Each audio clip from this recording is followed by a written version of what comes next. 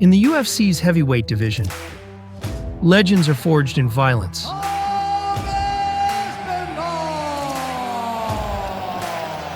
Some men fight to survive.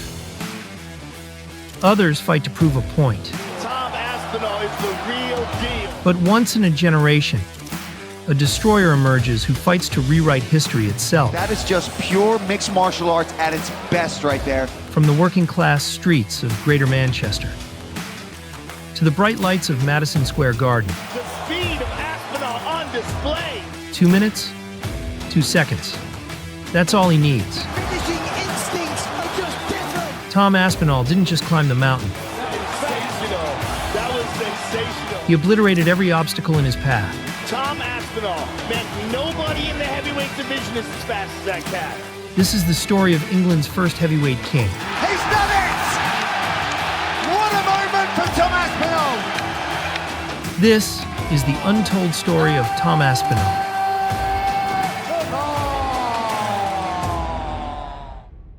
Picture this. You're watching a UFC heavyweight fight. You blink, and it's over. 2 minutes and 2 seconds. That's the average length of a Tom Aspinall fight. In a division where one punch can end everything, and the margin for error is razor thin, this English destroyer has mastered the art of finishing fights before his opponents can even settle into their rhythm. But here's the thing nobody talks about. Becoming the most efficient finisher in UFC history wasn't some overnight phenomenon. It was forged in the grimy regional circuits of Britain, shaped by devastating setbacks, and built on a foundation that started when most kids were learning to ride bikes. This is the story of how a working-class kid from Greater Manchester went from fixing people's injuries as a personal trainer to becoming the heavyweight champion of the world. And trust me, this journey is fascinating. Let me take you back to where this story really begins. Not in some fancy training facility or prestigious academy, but in the living room of a terraced house in Atherton, Greater Manchester. It's the early 2000s, and 7-year-old Tom Aspinall is sitting on the carpet, watching his dad Andy demonstrate basic jiu-jitsu concepts he'd just learned from a makeshift gym across town. This wasn't some grand plan to create a UFC champion. Andy Aspinall was an IT contractor making good money, and martial arts was just something he was passionate about on the side. But that kid on the carpet? He was absorbing everything. Andy began taking Tom to different gyms to focus on different disciplines. Jiu-jitsu one day, boxing the next, then wrestling. In working-class Greater Manchester, martial arts wasn't exactly mainstream. This was a blue-collar town obsessed with rugby, football, and maybe some amateur boxing. But the Aspinalls were building something different. Here's what makes Andy Aspinall's story remarkable. He wasn't just some former fighter chasing glory through his son. He was an IT professional with some fight experience who saw his kid's potential and made a decision that most parents would never even consider. When Tom was 12 years old, Andy received a redundancy package from his IT job. Most parents would have used that opportunity to find another stable position in their field. But Andy saw something in Tom's jiu-jitsu abilities that made him think bigger. I was an IT contractor for 25 years. My last job, the contracts ran out after the year 2000. I'd made a few quid. Took an IT manager's job. Couldn't stand it. Hated the rat race. Saved up as much money as I could. Paid the house off. 2 companies emerging. Do you want redundancy? Yes. And I was teaching jiu-jitsu, and I just decided my kids were 12 and 9, and I wanted to spend time with kids. So I just sacked it all off. Started getting £2 a person jiu-jitsu instead of the big pay packet every month. Think about the vision that required. Instead of taking the redundancy money and finding another IT position, Andy used the opportunity to open a Brazilian jiu-jitsu school in Greater Manchester in 2005, betting everything on his 12-year-old son's potential. Aspinall BJJ opened when Tom was 12, and suddenly his training became deadly serious. This wasn't just weekend classes anymore. This was his father's livelihood, his family's future, all wrapped up in how good Tom could become at grappling. The pressure could have crushed a kid. Instead, it made Tom obsessive. He started winning everything. British Open championships in every belt class except black belt. Not just winning, dominating. But what separated Tom from other young grapplers was his curiosity about other martial arts. While his BJJ contemporaries were focused solely on the ground game, Tom was boxing, wrestling, learning catch wrestling techniques that most people had never heard of. But then adolescence hit Tom Aspinall like a freight train. Then something incredible happened when Tom was a teenager. Between age 16 and 17, he grew from 5'8" to 6'5", 9 inches in basically 12 months. We're not talking about a gradual growth spurt. This was rapid, painful physical transformation that left him dealing with constant growing pains while trying to maintain his training schedule. Tom not only survived this transformation, he somehow got better during it. But there was a darker side to Tom's rapid growth and exceptional skill level.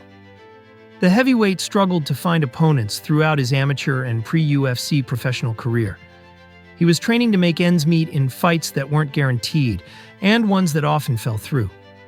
Due to his size and build, it became increasingly difficult to find suitable competition. He often found himself facing men significantly older than him, sometimes a decade older, because there simply weren't enough fighters in his weight class with comparable experience. This created a unique kind of pressure that most fighters never experience. Tom wasn't just dealing with the normal challenges of developing as a young athlete, he was constantly questioning whether he'd even have opponents to test himself against. There were genuine moments where he considered walking away from the sport entirely, not because he was losing or getting hurt, but because the fights simply weren't there. The regional MMA scene in Britain was small, and heavyweight prospects were especially rare. Promoters were reluctant to match a young, unproven fighter against established veterans.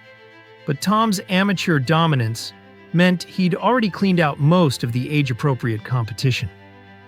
It was a catch-22 that forced him to mature faster than his peers, both as a fighter and as a person.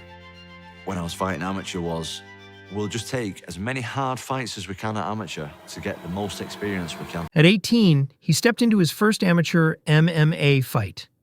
The result? First-round finish. Then another. 9 fights, 9 wins, 8 finishes. But these weren't easy fights against hand-picked opponents. Due to his size and skill level, Tom was regularly matched against men 5, even 10 years older than him. He had no problem with it. If anything, it taught him that age and experience only matter if you can impose your game plan. His first professional fight was against Poland's Michał Piszczek at a tiny show called MMA vs. UK Empire Rises. The venue was probably a community center, the crowd was maybe a few hundred people, and the payday was essentially nothing.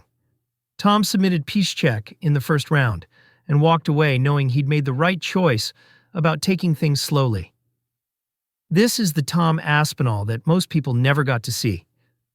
The young man working a regular job, helping people with their fitness goals during the day, then driving to small MMA shows on weekends to fight for gas money and experience.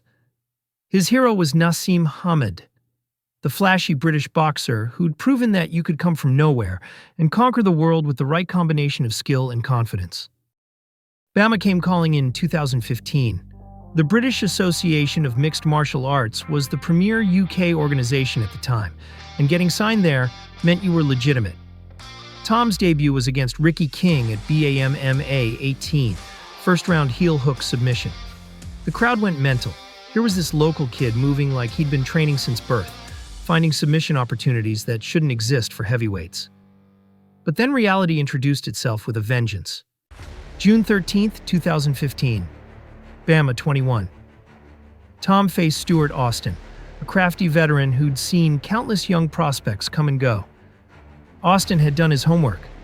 He'd watched Tom's previous fights, identified the gaps in his game, and had a plan. Second round, heel hook. Tom tapped.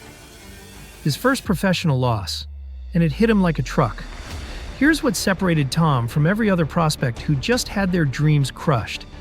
Instead of making excuses or blaming the loss on bad luck, he was fascinated by what had happened. How had Austin set up the submission? What had Tom missed in his defensive positioning? What could he learn from this? That curiosity about failure would become one of his greatest strengths. But first, he had to deal with another devastating setback. May 14, 2016, BAMMA 25. Tom was facing Łukasz Parobijek, and everything was going according to plan. He was winning the fight, controlling the action, showing that the Austin loss was just a learning experience. Then, in a moment of frustration, Tom threw illegal downward elbows and got disqualified. 2 losses. His record was 3-2, and people were starting to wonder if the hype had been premature.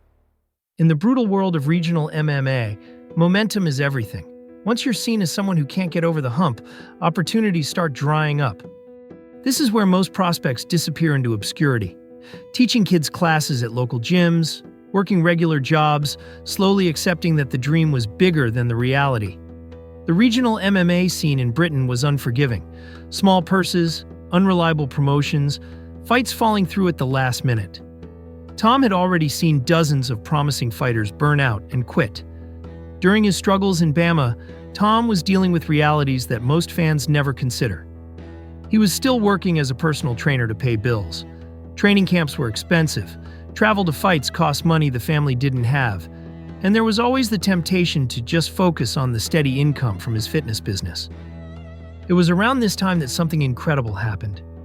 Tom decided to try professional boxing. And Thomas Aspinall, how are you, sir? Very well, thanks. I'm good. All right, I'll start with you, Mr. Aspinall. Obviously, I've just learnt today, obviously this is kind of your first day here. You've got a background in MMA and you want to see whether you can cut it in the boxing world. Yeah, that's right. It's not my first day. I've actually been coming through a bit to do the sparring, but it's my first day that I've decided to focus solely on boxing. But it's time to learn the trade now. I've been doing MMA for a long time. I've been struggling to make it pay financially and just not getting many rewards from it because I'm struggling to get fights. So it's time to switch over and do the boxing. I've gelled with Peter well. My MMA coach Colin has taught me a lot when it comes to boxing, but it's time to learn just the art of boxing now. So first day switched over.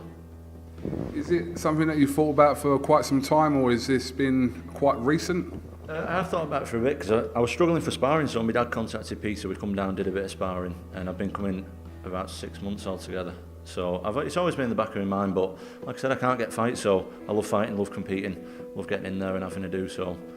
If it's the only way I'm going to get fights, and since I've been learning pure boxing, I've really enjoyed it. So since I've started enjoying it, that's what I want to do. I can fight, I can definitely fight, and I can definitely punch, but when it comes to boxing, it's what I'm not used to. I'm really raw, so coming down here, it's taught me that it's not just about punching someone really hard and getting in a brawl. It's about boxing, it's about the art of boxing. So sparring with these guys, it's just hard to even land a glove on them. So like you say, can't get better, just learning all the time. And obviously under the guidance of your MMA coach and also Peter Fury, there's a good combination there for you to succeed in this game. That's one. Like I say, my MMA coach, my father there, he's been with me since day one, taking me to all the best places. He's found Peter and we just gelled straight away. I think big things to come because I'm athletic, like I say, I punch out. When I learn to box, the heavyweights are going to be in trouble. This wasn't some random decision. He'd been working with boxing coaches for years, and sparring sessions were revealing that his hands were becoming genuinely dangerous. Plus, the heavyweight boxing scene in Britain was exploding with interest around Anthony Joshua and Tyson Fury. There might be real money to be made. Tom managed to get licensed, despite the politics around MMA fighters crossing over to boxing. His opponent was Blaydes, a Hungarian professional with a 12-24-2 record. Not a world beater, but a legitimate professional who'd been doing this for years. In 2017, Tom got his chance. The fight lasted 1 minute and 24 seconds. Tom dropped Blaydes with a combination that would have looked at home in any world-level boxing match, then finished him with follow-up shots. Clean, technical, devastating. Tom felt something he hadn't experienced since his early amateur days. Complete dominance. Not just winning, but imposing his will so thoroughly that the outcome never felt in doubt. But as the adrenaline wore off and reality set in, Tom realized something crucial. His heart wasn't in boxing. The politics, the promotional games, the difficulty of getting meaningful fights without the right connections. It all felt wrong compared to the pure competition he loved about MMA. More importantly, he had unfinished business. Those 2 losses in Bama weren't just defeats, they were questions that needed answering. Had he really reached his ceiling in MMA, or had he just not figured out the puzzle yet? After nearly 3 years away from mixed martial arts, Tom made a decision that would change everything. He was going back to MMA, but this time he was going to do it right. When Tom returned to MMA in 2019 after nearly 3 years away, signing with Cage Warriors, he wasn't the same fighter who'd struggled in Bama. The boxing training had sharpened his striking to a razor's edge. The time away had given him perspective on what really mattered. And his father's continued sacrifice had given him a deeper sense of purpose. His Cage Warriors debut was against Sofiane Boukachou.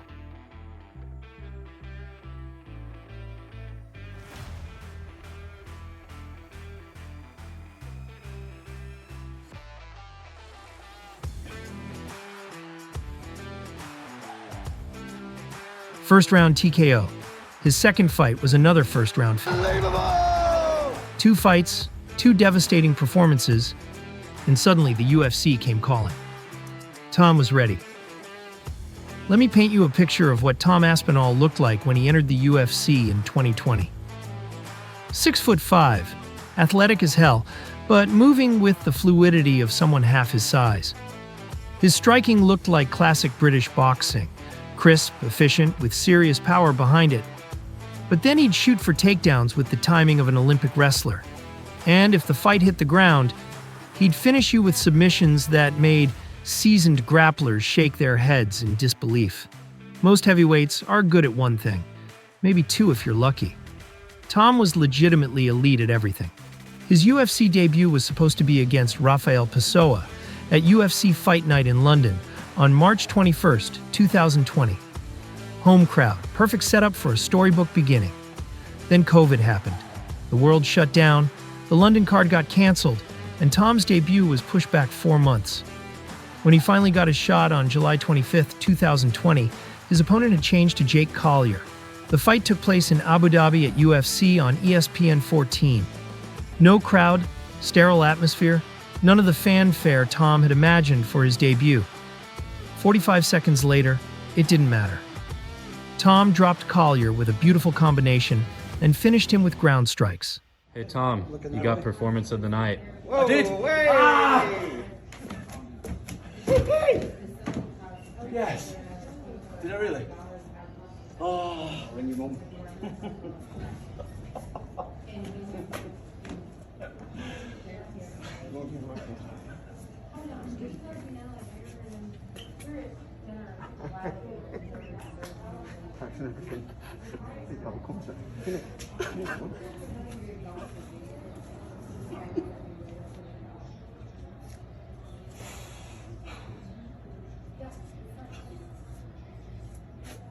But what happened next is what separated Tom from every other UFC heavyweight.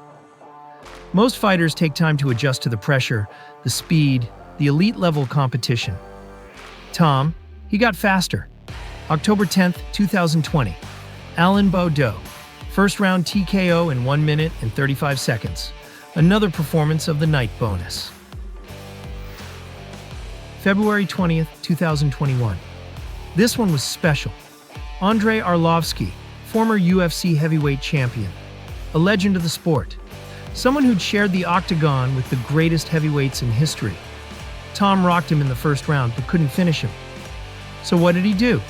Adjusted his game plan mid-fight, took Arlovsky down in the second round, and choked him unconscious with a rear naked choke. Good evening, ladies. So, obviously the big punch and then the big flurry from yourself, and he managed to stay in there. Did you have to make the conscious decision to slow down, or was that him just being able to get the clinch? No, I just stopped. I wanted to go into the second round. I've not seen the second round much. I wanted to see it. I've been doing jiu-jitsu a long time. You know, my dad, he's one of the first black belts in the UK. I've been doing jiu-jitsu. I've been in and out of jiu-jitsu basically all my life. So, got some jiu-jitsu, just not a lot of people know about it. And I'll just keep it in the back pocket for when I need it, I think. Just like I did tonight. No one expected that, not even me. So, it was just instinctive when I got him to the mat. Take the back and choke. Your boy Sergey won? Yeah, I know he won. Yeah, what did he say? Did he want the fight with me or not? September 4th, 2021. Sergey Spivak, a tough Moldovan who'd given other top heavyweights serious problems. Tom needed 2.5 minutes. First round TKO. Performance of the night bonus number 3. This division, I mean, that was an impressive victory for you. And do you feel like you're ready for some of the more elite guys? I think so. I want to fight a ranked guy, like I know Sergey was ranked. I just want to fight guys that are, you know, around my ranking. I believe in earning your title shot. I don't believe in the hype train pushing you to a title shot. I believe in earning it. So I want to fight the guy above me. When you look at the very top guys, you know, the guys at the top of the division, what do you think is the next step for you to get there? Where do you have to improve to make that leap? I need a lot more experience before I fight them guys. I'm not ready for them guys yet. This doesn't mean I'm not confident. This does not mean I'm not confident. This means I'm very confident in my ability, but I'm also confident that I need to be ready to beat these guys. So I'm not in a rush. I've just turned 28. I've got another 10 years, and people better get used to seeing me around because I ain't going anywhere. March 19th, 2022. Alexander Volkov, the Russian giant who'd gone toe-to-toe with the best heavyweights in the world. Tom caught him in a straight armbar 3 minutes and 45 seconds into the first round. Volkov, a veteran of 30 professional fights, tapped out to a submission he probably never saw coming. By early 2022, Tom had a 6-0 UFC record with 6 first-round finishes and 4 Performance of the Night bonuses. The heavyweight division's top contenders were starting to take notice. Curtis Blaydes, ranked number 4 in the world, was coming off back-to-back knockout victories and looking to make a statement against the rising English star. UFC London, July 23, 2022. The O2 Arena. Tom's first UFC main event, fighting in front of his home crowd for the first time. The atmosphere was electric. British fans had been waiting decades for a legitimate heavyweight contender, and Tom looked like he could be the one. Tom threw a leg kick, stepped back to reset his position, and his right knee just gave out. Completely. He collapsed to the canvas, clutching his leg, and the fight was over. The medical diagnosis was devastating. Torn MCL, damaged meniscus, and ACL issues. Career-threatening injuries for any athlete, but especially for a heavyweight whose game relied so heavily on movement and athleticism. But here's what nobody knew at the time. Tom had been fighting with knee problems for years. That injury against Curtis Blaydes wasn't just bad luck. It was the culmination of a problem he'd been managing in silence, training on one leg, pushing through pain that would have sidelined most fighters. Lying in that hospital bed in London, Tom faced the biggest decision of his life. Surgery meant at least a year out, maybe longer. In the heavyweight division, a year is an eternity. Guys retire, new prospects emerge, and the landscape changes completely. Tom was 29 years old, not exactly young for a heavyweight. The question haunting him was simple. Did he want this badly enough to start over? 364 days later, we got our answer. July 22, 2023. UFC Fight Night in London. Tom Aspinall was back, facing Poland's Marcin Tybura. The crowd was nervous. You could feel it. Everyone remembered what happened the last time Tom fought in London. Everyone was watching his movement, his footwork, waiting to see if that explosiveness was still there. 1 minute and 13 seconds into the first round, Tybura was unconscious on the canvas. Tom had dropped him with a straight right hand and finished him with ground strikes. But it wasn't just the result that was remarkable, it was how he looked doing it. Sharper, more precise, like he'd somehow gotten better during his year away. Another goal of mine is I want to motivate John Jones to stick around and fight me. That is my absolute dream, mate. You come into this week, I feel like, with a lot more confidence. Did you have to go through the adversity of the knee to get to be... But I was telling everyone that knee injury was the best thing that's ever happened to me. And I'm coming for everything now, and nobody's stopping me. 3 months later, Tom's phone rang. It was November 2023, and the call was from Dana White himself. John Jones, the heavyweight champion, had suffered a pectoral injury during training. His title fight against Stipe Miocic at UFC 295 was off. Did Tom want to fight for an interim heavyweight championship in Madison Square Garden? Oh, and by the way, he'd have 17 days to prepare. His opponent? Sergey Pavlovich, the Russian knockout artist, who'd finished 6 consecutive opponents in the first round. A man so dangerous that other heavyweights genuinely feared him. Someone who hit harder than anyone in the division and had never shown any weakness on the feet. Most fighters would have asked for more time. Tom said yes before Dana finished explaining the offer. But here's where the story gets even crazier. A few days into his training camp, Tom injured his back during sparring. He could barely walk. For a moment, he seriously considered pulling out of the biggest fight of his life. Imagine being that close to a UFC title shot and having your body betray you again. But Tom pushed through, got treatment, and somehow made it to fight week. November 11th, 2023, Madison Square Garden, the most famous arena in combat sports. Tom Aspinall versus Sergey Pavlovich for the interim UFC heavyweight championship. The tale of the tape told a fascinating story. Both men had similar finishing rates. Both preferred to end fights early. Both were coming off dominant first-round knockouts. On paper, this was a genuine pick'em fight between two of the most dangerous heavyweights on the planet. The first 30 seconds were pure violence. Then Tom found his range. A right hand to the temple that stunned Pavlovich. Another right hand that put him down. 1 minute and 9 seconds after the fight started, Tom Aspinall was the interim UFC heavyweight champion. Tom had become the first English UFC heavyweight champion in history. But more importantly, he'd proven that his style wasn't just effective against mid-level competition. It worked against the very best heavyweights in the world. The numbers from that night tell an incredible story. Tom absorbed some significant shots from Pavlovich, showing he could take heavyweight power. He remained calm under pressure in the biggest fight of his life, and he displayed the kind of finishing instincts that you simply can't teach. But being interim champion in 2023 came with a unique problem. Jon Jones. Jones held the actual heavyweight title and was supposedly going to unify the belts after recovering from his injury. Tom waited and waited. Days turned into weeks, weeks into months. Every interview, every press conference, the same questions about when he'd get his shot at undisputed gold. What made it worse was watching Jones fight Stipe Miocic in November 2024, a fight that felt like it was happening in slow motion compared to the pace Tom had been setting in the division. Jones won as expected, but the performance raised more questions than answers about his commitment to staying active. Tom, meanwhile, was breaking records. He became the longest reigning interim champion in UFC history, surpassing Renan Barão's previous record. 570 days of holding interim gold, while the division waited for clarity. But champions don't wait around feeling sorry for themselves. Champions defend their titles. July 27th, 2024, UFC 304 in Manchester.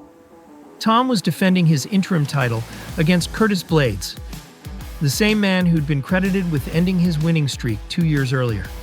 It was the perfect redemption story, and the British crowd was absolutely electric. This time, there was no freak injury, no unlucky bounces, just Tom Aspinall showing the world exactly what level he was operating on. 1 minute into the first round, Blaydes was unconscious. Tom had timed a perfect counterpunch as Blaydes came forward, dropped him with surgical precision, and finished the job with ground strikes. The crowd erupted. Tom's corner went insane, and somewhere in the world, you had to wonder if Jon Jones was watching, thinking about whether he really wanted any part of this. That's what's going on these days. If I hit someone clean, they're going over, and there's no arguments about that. It's proven now. Some crazy power puncher, but if I hit you, you're definitely going to sleep, yeah? Be the winner of Cyril and maybe Volkov, eh? Nah, I want to fight Jon Jones. I have nothing against Jon Jones as a person. I think I'm the best heavyweight in the world, and if he thinks he's in the best heavyweight in the world, let's settle it. Simple as that. It's not rocket science. There's two guys who are claiming to be the best heavyweight in the world. Let's settle it. Simple as that. The victory earned Tom a $100,000 performance of the night bonus and cemented his reputation as the most dangerous heavyweight not named Jon Jones. But more than that, it proved his mental toughness. 2 years after suffering a career-threatening injury in almost the exact same situation, Tom had come back and dominated the man who'd benefited from his misfortune. That performance also crystallized something that had been building for months. Tom Aspinall wasn't just waiting for his shot anymore. He was setting the standard for what a heavyweight champion should look like. Think about the records he was building. Shortest average fight time in UFC history. 7 performance of the night bonuses, tying him with legends like Conor McGregor and Donald Cerrone. 100% finishing rate in the UFC. These weren't flukes or the result of favorable matchmaking. Tom was doing this against legitimate top 10 heavyweights. Meanwhile, the Jon Jones situation was becoming a soap opera. Reports emerged that Jones had been offered $30 million to fight Tom and had turned it down. $30 million for one fight. The kind of payday that sets up generations of your family, and Jones walked away from it. The MMA world was getting frustrated. Okay, so I feel like narratives have been created that just truly aren't there. You can't duck a man that you were never scheduled to fight, and everyone wants to see it so bad. But for me, it's like, what is it? What's in it for me? He changes nothing if I beat him. Beating Tom is just like beating Cyril Gain. Has a whole country behind him. He's hot right now. What happens to me after I beat him? Nothing changes for me. I guess the clarifying question then is, if Dana and Hunter do come to you after this fight, the figures make sense to you, would you then be open to fighting Tom Aspinall, or are you categorically thinking, he does nothing for me, I will not fight that guy? He does nothing for me. He does nothing for me.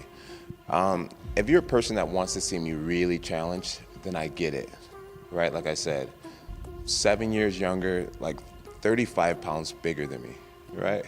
I get it. It's like, wow, this John's so good. We finally found someone way younger and way bigger than him. Let's see how he does against that. I get that narrative. Tom, to his credit, handled the situation with incredible class. Instead of trashing Jones or making demands, he simply kept winning fights and setting records. That attitude is what separates real champions from guys who just hold belts. He's a bit of a fanny, isn't he? All right, well, I stand by that. I stand by it. But, well, Jon Jones, he was praying that I would lose that fight against Curtis Blaydes, mate. Praying that I would. Because there is nowhere that you can find publicly, nowhere, him saying that he will fight me. It doesn't exist. I challenge anybody watching this interview to go and find a statement, a quote, a video where Jon Jones is saying that he'll fight me after he's fought Stipe. It doesn't exist. The guy's smart. And mate, the guy, we know he's a bit overweight these days. The guy was sat there, mate, with the Cheeto fingers or whatever, the Doritos on his fingers, with his iPhone in hand, waiting for me to get knocked out so he can start tweeting about it. Let's be honest. And since I won that fight, he's gone completely quiet, and he'll continue to go completely quiet about me until he retires, because there's no way on earth that he's going to fight me. Not a chance. I will retire Jon Jones without even fighting him. So, I mean, wow. That's like one of the coldest fucking statements I've ever heard in my whole life. But best heavyweight in the world right now, and Jon Jones isn't, and I'm willing to prove it, and he's not. That's what I'm about. I'm about being the best heavyweight in the world. As I said, it's well documented that Jon Jones isn't the best person in the world, isn't the best human being in the world.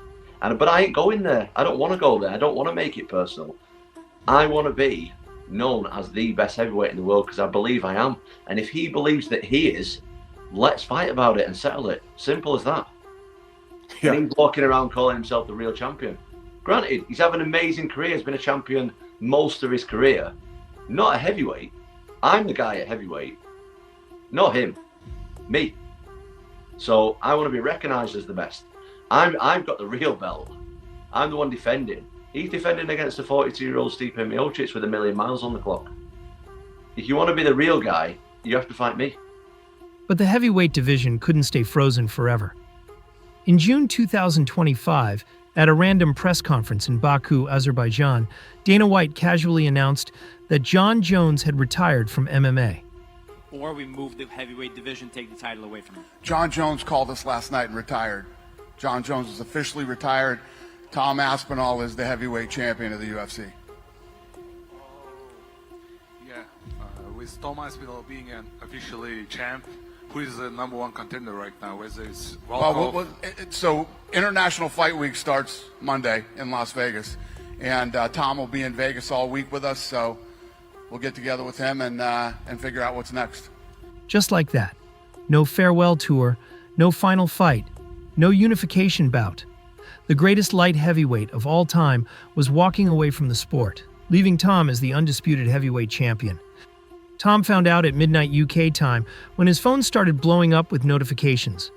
Imagine that moment, you're getting ready for bed, and suddenly every MMA journalist in the world is calling to tell you that you're the heavyweight champion of the world. Not because you won a fight, but because someone else decided to quit. Most fighters would have felt cheated. Tom? He was philosophical about it. Like I said, I would have rather fought for it. I would rather take the title from the champion. And you know what? He was absolutely right. By every meaningful metric, activity, dominance, finishing ability, willingness to fight anyone, Tom had been the real heavyweight champion for months. The belt was just catching up to reality. Which brings us to today. Tom Aspinall, undisputed UFC heavyweight champion, preparing for his first title defense against Cyril Gane at UFC 321 on October 25, 2025. The French former interim champion represents everything Tom has been asking for, a legitimate, active challenger who wants to fight for the title. But maybe the most impressive thing about Tom Aspinall is something you can't measure with statistics. It's his understanding that being a champion isn't about holding a belt, it's about how you carry yourself when nobody's watching. When he was an unknown prospect taking fights on short notice, he prepared like a champion. When he was dealing with career-threatening injuries, he made decisions like a champion. When he was stuck in political situations beyond his control, he handled himself like a champion. The belt was inevitable. Tom represents something new in the heavyweight division, a complete martial artist who happens to be 6'5" and can knock you unconscious or submit you with equal ease. He's what happens when old-school British boxing meets modern MMA training, when technical precision meets knockout power, when humility meets absolute confidence in your abilities. The heavyweight division has found its new king, and at 32 years old, with the work ethic of someone who's earned everything the hard way, Tom Aspinall is just getting started. 2 minutes and 2 seconds. That's still his average fight time. After 9 UFC fights, that number hasn't budged. If anything, he's getting more efficient. The question isn't whether Tom Aspinall is the best heavyweight in the world. The question is how long it'll take everyone else to catch up to what he's been doing for years. In a sport that's always looking for the next big thing, sometimes the next big thing has been right there all along, breaking records and finishing fights while everyone else was paying attention to the drama. Tom Aspinall didn't need the world's permission to be great. He just needed 2 minutes and 2 seconds to prove it, one fight at a time. I'd like to have a lot more MMA fights. I'd like to go international with whether it's grappling or MMA really. I'd like to fight abroad. I'd like to win the Europeans. I'd like to fight in America. I just want to become a big prospect abroad as well as in the UK. I'd just like to get my name out there. I'm always looking for sponsors. People sponsor me, a lot more people supporting me.